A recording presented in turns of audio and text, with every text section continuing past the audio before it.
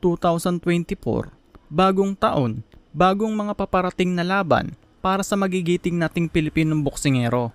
Pero ang taong 2023 na yata, ang may maraming mga Pinoy na boksingero ang nagtagumpay sa kani-kanilang laban sa iba't ibang sulok ng mundo. Mga nagbigay karangalan at itinaas ang bandila ng Pilipinas. Nagpakitang gilas at ipinakita na walang inaatrasan ng mga pambato nating mandirigma. Kahit pa mismong sa balwarte pa ng kalaban, nagaganap ang kani-kanilang itinakdang laban. Kaya naman ating babalikan mga idol, ang mga Pilipinong boksingero na nagtagumpay sa kani-kanilang laban sa taong 2023 at kung paano nila brutal na winasak ang kani-kanilang mga nakasagupa sa ibabaw ng lona.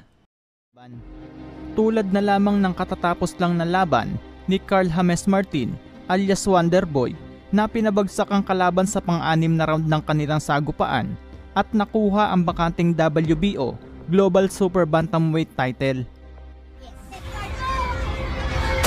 Oh, he said something.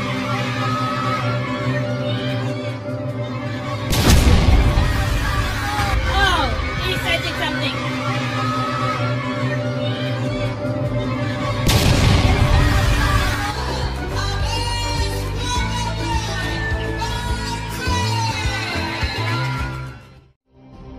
At ni Mike Magic Plania na pinabagsak naman ng kalabang si Daniel Nicolas sa unang round pa lang ng kanilang sagupaan.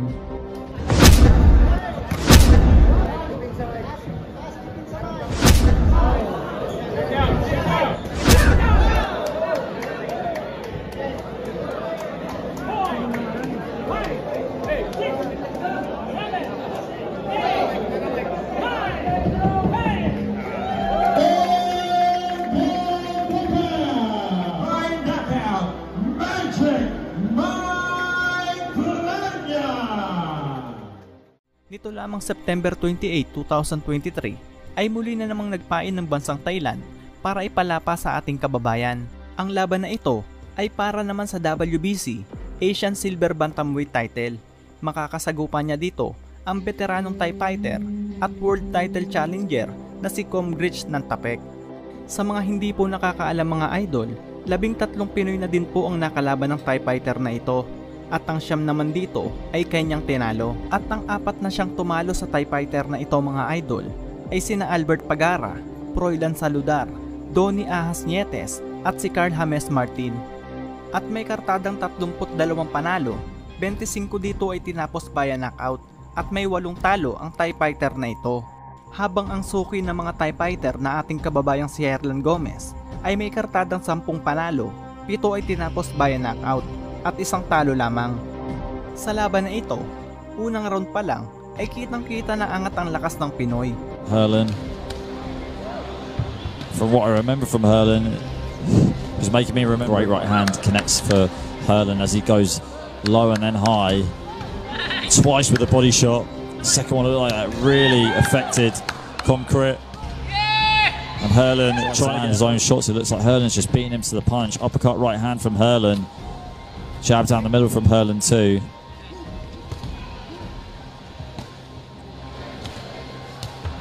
One, two, and then uppercut there from Herlan. At wala nang 1 minuto ang natitira sa unang round ng laban, kumonekta ang isang solidong left uppercut ng Pinoy na naging dahilan ng pagbagsak ng Thai fighter. Right hand and left hook there from Herlan, and right there, that was the first knockdown. Concrete is on the canvas, no surprise. We've got Pero nakatayo pa naman ito mga idol. At ilang segundo pa lamang ang lumilipas, muli na naman nga po itong tinamaan ng isang solidong right counter uppercut.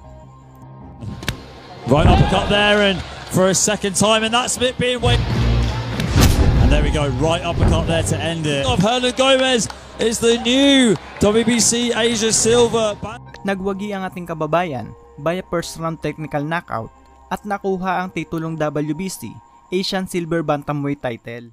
Dental, ang tinaguri ang The Dreamer ng Philippine boxing na si J.R. Raquenel, kung saan napalaban itong ating kababayan ay nakaharap naman ng ating pambato, ang Indonesian fighter na si Moan Sakuyor noong June 24, 2023. Sa mga hindi po nakakaalam mga idol, ang Indonesian boxer na ito ay nakapagtala po ng isang malaking upset noong taong 2019. Matapos nga po nitong wasakin ang isang veteranong Thai boxer na si Artid Bamrunggaya sa pang-5 round ng kanilang sagupaan. May kartada ang Indonesian boxer na ito na 6 na panalo, 4 ay tinapos by knockout, 7 talo at 1 tabla. Hindi man po ganoong kaganda ang kartada nito, ito'y sadya namang mapanganib na kalaban. Samantalang ang ating pambato naman ay may 14 na panalo, 11 ay winasak by knockout, 2 talo at 1 tabla. And his opponent, boxing out of the ring corner, he stands for Ortesta, Muhammad Rashid, Jojo Lares, and more. Sa laban na ito mga idol, ay ipinakita ng ating kababayan ang bangis at matatalim nitong atake sa kalaban.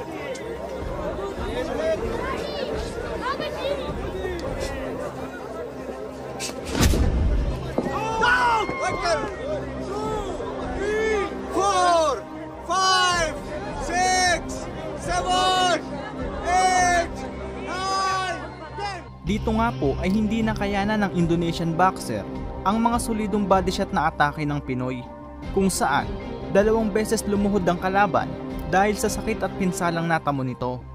At dito nga po ay wagi ang ating pambato matapos itigil ang laban ni James Harden na referee sa bakbakang iyon para maiwasan ang malalang pinsalang matatamo ng kalaban.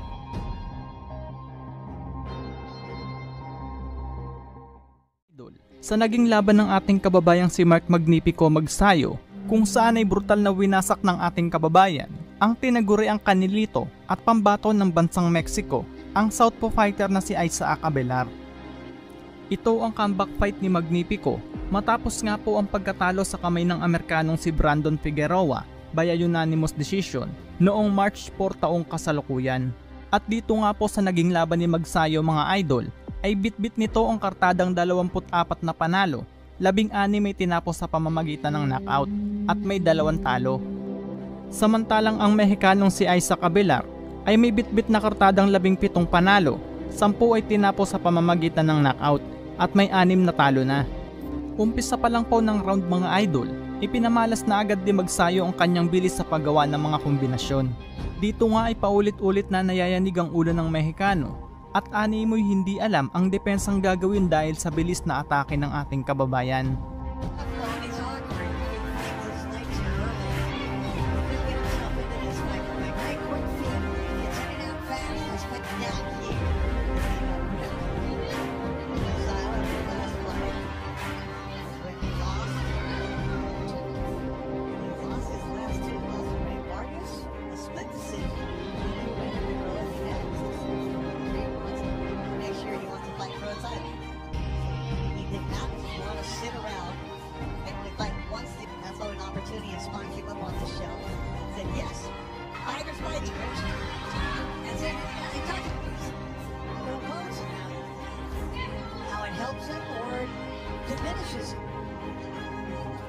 Because if you were to wait for the new Amazon Prime BBC deal, which is rumored to be in part, it'd be a year without fighting.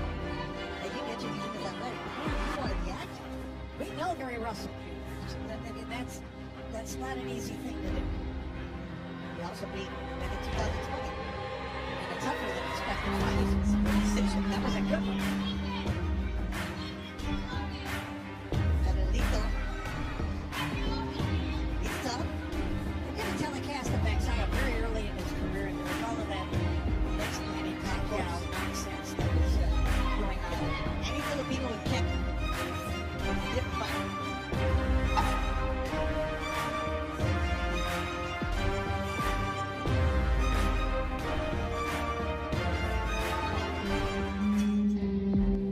Sa pangalawang round naman, bagamat nakakapagpatama ng mga kombinasyon ng ating kababayan, ay tila baliwala lang ito sa Mexicano.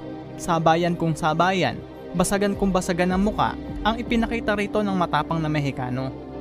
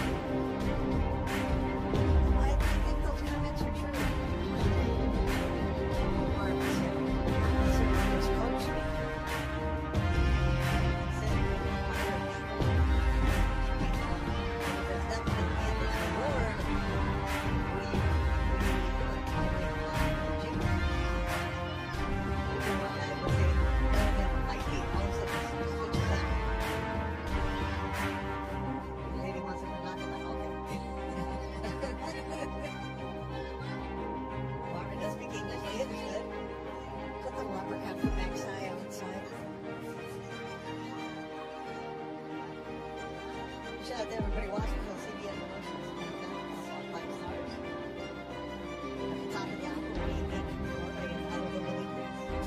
Sabi ng lamig ko, I don't know.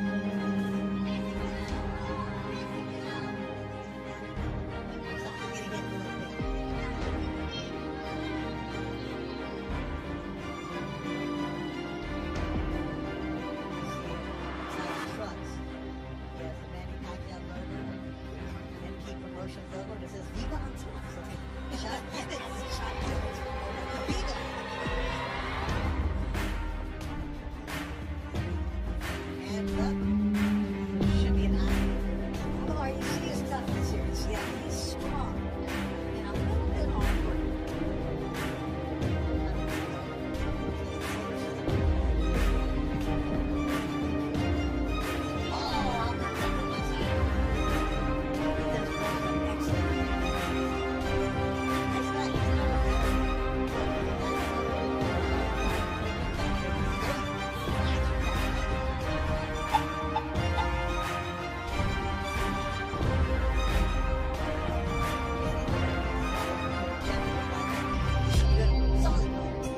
Sa kabila ng mga natamo nitong solidong patama mula kay Magnifico, nagawa pa rin namang itong makaabot sa pangatlong round ng kanilang sagupaan. Subalit sa round nga na ito mga idol, ay mas lalong naging agresibo sa mga kombinasyong pinakakawalan si Magsayo, na siyang duduro at wawasak sa tigasing Mexicanong si Isaac Abelar. Malaman ni Pacquiao sa bilis ng mga kombinasyong ipinatama ng ating kababayan, dahilan para bumagsak ang kalaban sa unang pagkakataon. Nakatayo pa naman ito mga idol at sinubukan pang ipagpatuloy ang laban. Subalit sa pagkakataong ito, dahil sa solidong suntok na sinalo at pinsalang natamo, ay wala nang sandali pang inaksayang oras ang ating pambato. Dito ay tinapos ni Mark Magnifico Magsayo ang laban. Isang solidong kaliwa ang nakapagpabagsak sa kalaban na diretso ang katawan at dito nga itinigil na ng referee ang laban.